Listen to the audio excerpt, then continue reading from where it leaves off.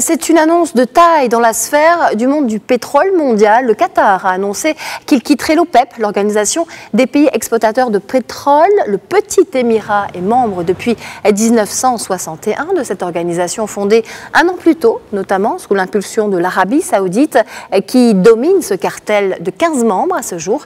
Le Qatar a fait savoir que sa décision n'avait aucun rapport avec l'embargo imposé à Doha depuis la rupture des relations diplomatiques en 2017 avec Riyad et ses alliés.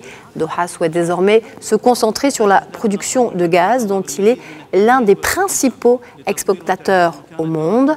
Alors, quel impact peut avoir le retrait du Qatar de l'OPEP? Écoutez ce qu'en pense Francis Perrin, spécialiste du pétrole et des énergies.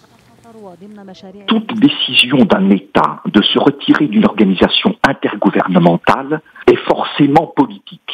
Mais ce n'est pas, en l'occurrence, la conséquence de l'hostilité entre le Qatar et l'Arabie saoudite. Il s'agit plus pour le Qatar de réévaluer ses priorités pour le présent et pour l'avenir, et de mettre l'accent sur le gaz naturel.